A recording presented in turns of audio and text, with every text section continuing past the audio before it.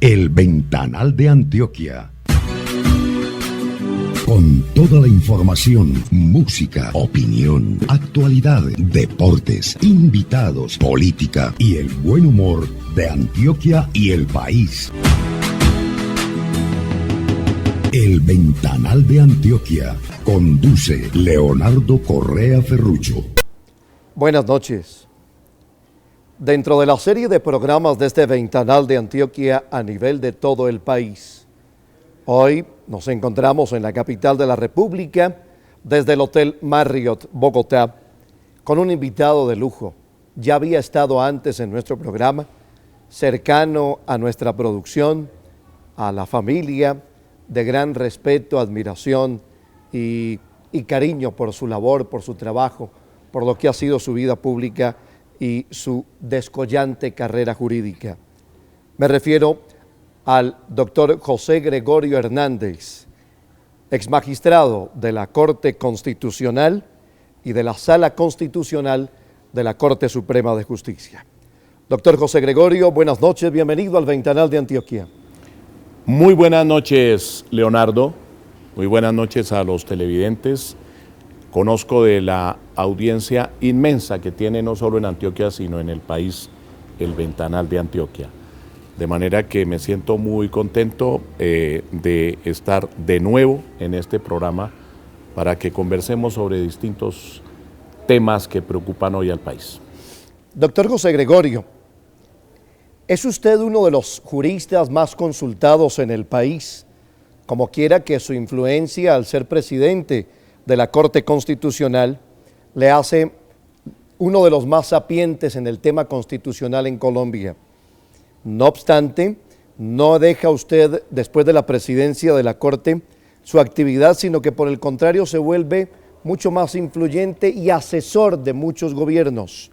Hablemos hoy de cómo se ve hoy con respecto a lo que aconteció recientemente y la consecución de nuevos magistrados para esa Corte Constitucional. En este momento salen 5 magistrados quienes venían laborando en la Corte durante el periodo de los 8 años y uno de ellos ya se posesionó, el doctor Lizarazo, Antonio José Lizarazo. Faltan 4 que no han sido elegidos todavía. Es necesario que se produzca primero el envío de las ternas correspondientes por la Corte Suprema de Justicia, por el Consejo de Estado y por el Presidente de la República.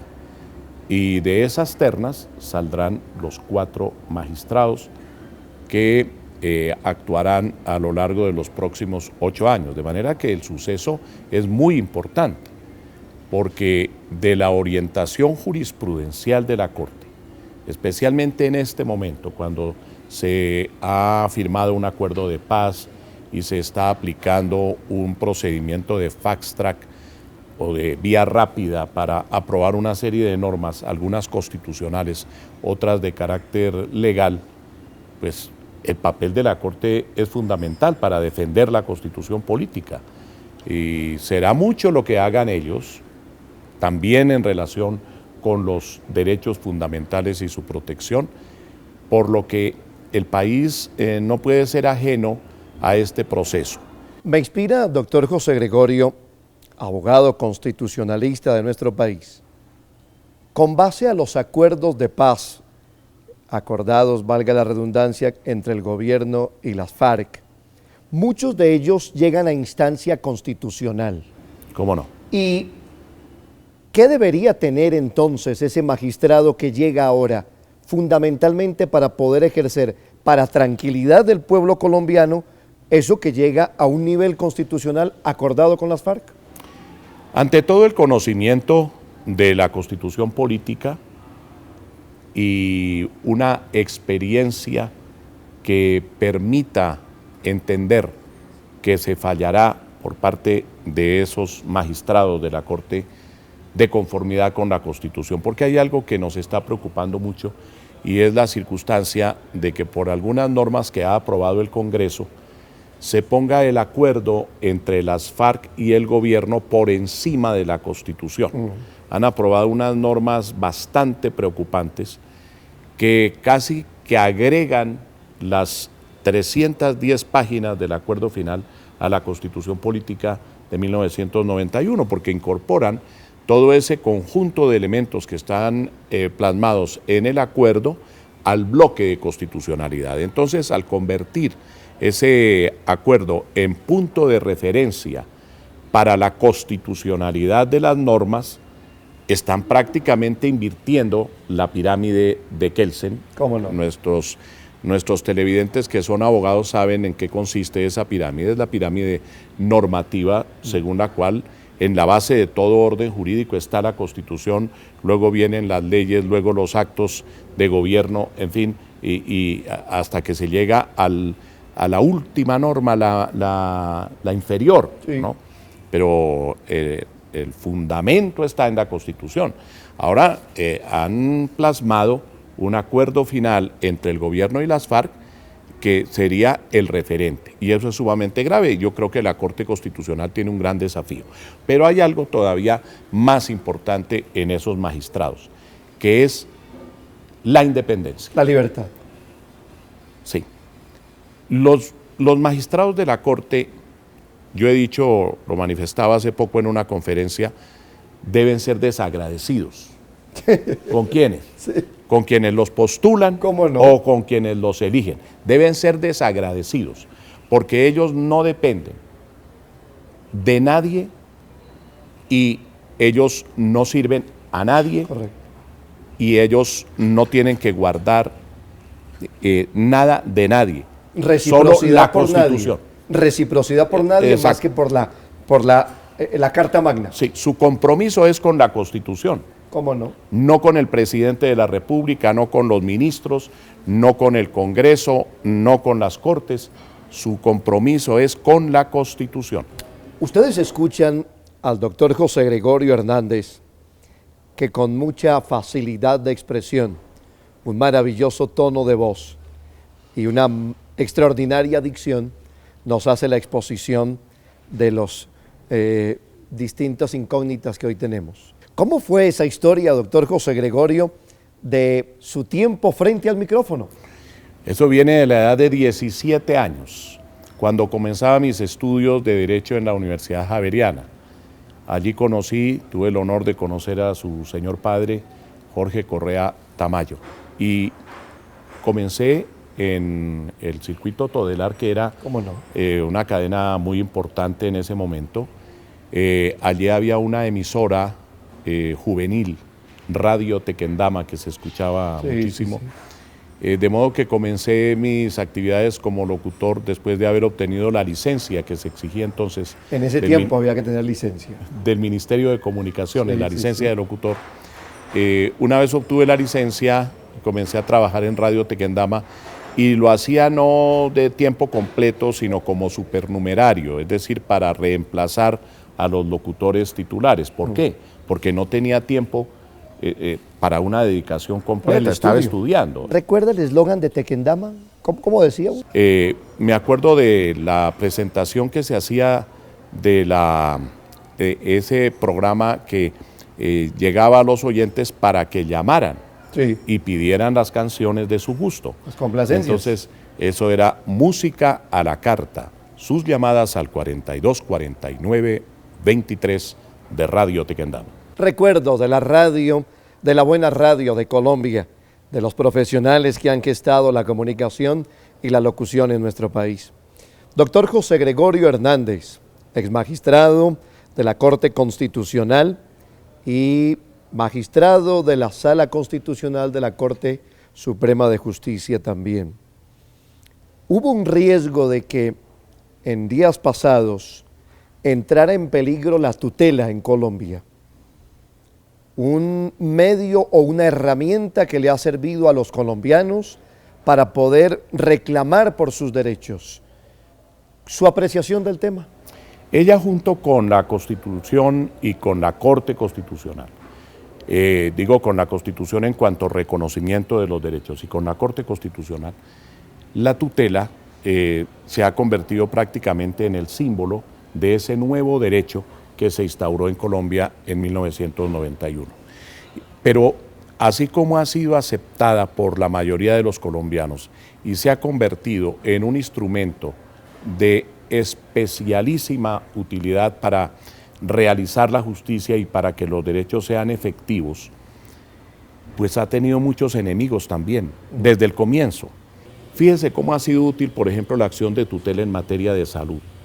No porque, como dicen algunos enemigos de la tutela, los jueces se hayan convertido en médicos y estén recetando, no, porque ese no es el objeto. ¿Cómo no? Pero si a usted en una EPS no lo atienden como debe ser, no le prodigan los cuidados que necesita, no le suministran los medicamentos, no le hacen las intervenciones quirúrgicas que son indispensables, ordenadas por el médico, sino que lo supeditan todo a la cuestión económica, pues usted tiene un camino, que es ir al juez mediante un procedimiento sencillo que es el de tutela, y le puede reclamar a esa institución por conducto del juez que le reconozcan sus derechos.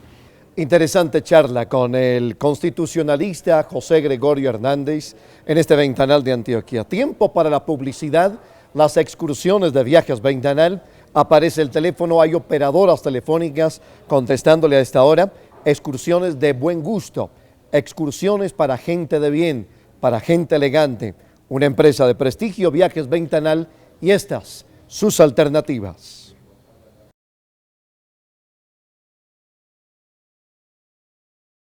Se vive hoy en el país, doctor José Gregorio, una crisis carcelaria delicada.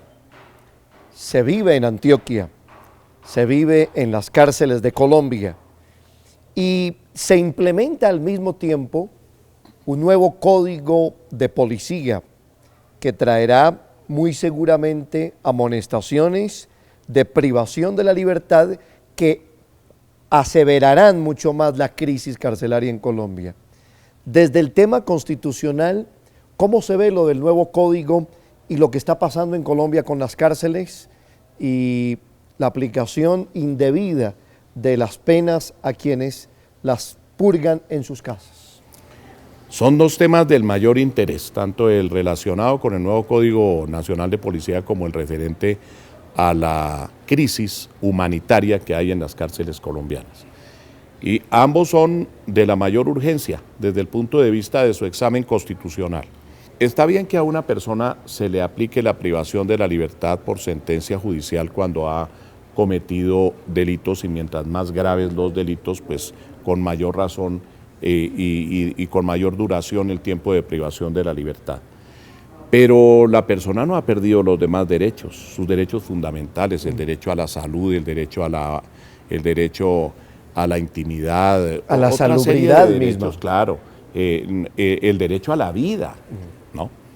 Y a una vida digna, porque es que lo que se ve en las cárceles colombianas, como usted muy bien lo indica, Leonardo, es que están siendo verdaderamente maltratados, torturados esos reclusos por el hacinamiento.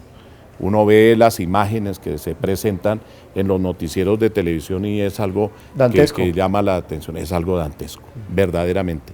No se han construido nuevas cárceles, entonces no hay espacios. Y fuera de eso dictan una serie de normas como estas del Código Nacional de Policía, mediante las cuales pues habrá muchos presos más, sí, y por conductas que verdaderamente no ameritan una privación de la libertad. Yo he dicho que ese Código Nacional de Policía puede tener cosas muy buenas, pero también tiene unos elementos que necesitamos considerar, porque se abrió la posibilidad de que sea el policía el que interprete el alcance de la norma y el que sepa realmente la conducta, si es sancionable o no es sancionable, porque son normas de las que los abogados denominamos abiertas. ¿Termina siendo juez y parte? Termina con un gran poder que le permite entrar a definir algo que debería estar definido en la norma, pero lo define el policía. Entonces, le dicen el que deambule por las calles será sancionado. ¿Qué es deambular? ¿Qué significa deambular? Entra imprecisiones. Entonces, es una gran imprecisión y el que viene a hacer la precisión es el policía. Entonces, el policía define. Termina siendo muy subjetivo. Subjetivo y arbitrario muchas ¿Cómo veces.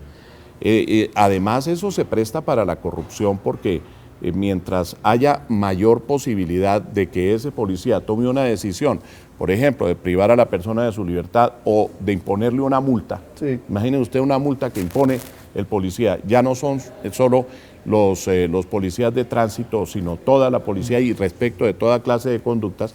Ese código tiene una lista enorme de sanciones, de conductas y de sanciones para esas conductas. Y entonces, como va a tener la posibilidad de imponer o de no imponer la multa, de interpretar en un sentido o en el otro la norma, lo cual le da gran poder, evidentemente no faltarán quienes propongan al policía alguna forma corrupta. Correcto. ¿No? De ahí me sale... O policías que también los hay, que de pronto pidan dinero. Para no hacerlo. Ah, claro. De ahí me viene esta inquietud, doctor José Gregorio. Otro flagelo actualmente de nuestro país es el tema de la corrupción, que de una u otra forma estará ligada a lo que usted cita y que hoy nos tiene en una incertidumbre de no saber determinar dónde está el cáncer haciendo metástasis, en el sector público o en el sector privado. En ambos.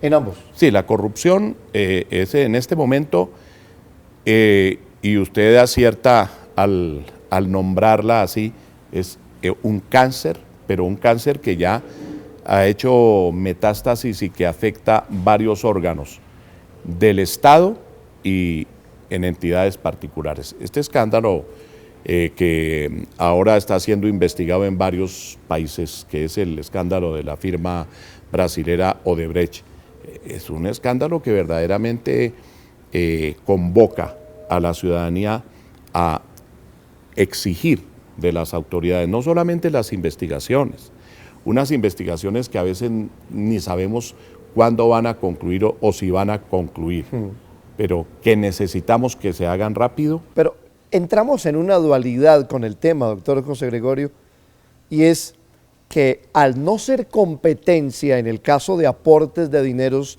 citando usted el tema Odebrecht, aportes de dineros a campañas, al no hacer de implicancia o de jurisprudencia de la Fiscalía, sí lo es del Consejo Nacional Electoral, que no hay un precedente o una historia que pretenda decir que tiene la experiencia o las herramientas para ejercer una investigación como lo haría el ente acusador.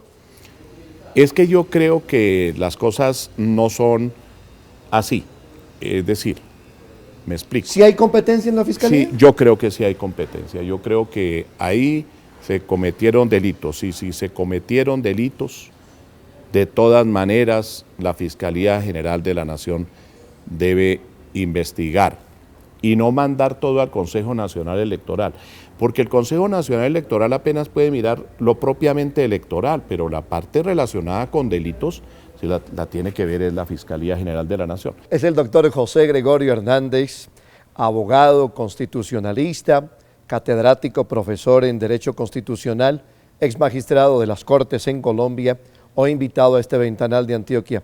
¿Qué recuerdos de mi padre en esa época de radio, de juventud, de bohemia, como el disco de Aznavour? ¿Qué recuerdos? Imposible no recordar el ventanal de los recuerdos, la voz de Jorge Correa Tamayo y la grabación que hacía de las poesías, o no solo grabación, porque él tenía programas directos en donde hacía la presentación. Yo recuerdo en La Voz de Bogotá, por ejemplo, yo era locutor también de La Voz de Bogotá, y él presentaba el ventanal de los recuerdos en las horas de la noche y se sabía las poesías además. Yo declamo en algunos casos, pero lo hago siempre leyendo, porque no me sé las poesías. Recita. En cambio, su papá sí se las sabe de memoria, ¿no? Sí, todas. Sí. De modo que tengo los mejores recuerdos de esa época y la verdad es que aprecié desde el comienzo a Jorge Correa y lo aprecio muchísimo.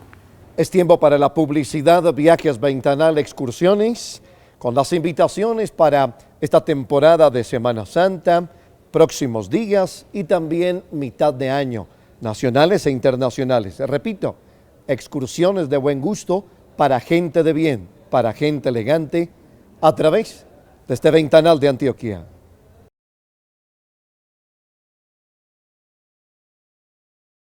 ¿Usted está de acuerdo con que haya necesidad en algún tiempo corto volver a hacer otra constituyente? Yo pienso que si el Congreso sigue dictando normas arbitrarias que desconozcan la voluntad del pueblo, porque hay que decirlo realmente, el pueblo votó no en el plebiscito del 2 de octubre respecto al acuerdo de paz que se había firmado el 26 de septiembre. Y sin embargo vinieron y lo plasmaron en un nuevo acuerdo que se firmó en el Teatro Colón el 24 de noviembre, básicamente, esencialmente lo mismo, desobedeciendo lo que el pueblo había dicho. Y después vino el presidente de la República y presentó ese acuerdo al Congreso, dizque para refrendación popular. La refrendación popular, como su nombre lo indica, está en el plebiscito, es del pueblo, pero dijeron que no, que la refrendación popular la haría el Congreso.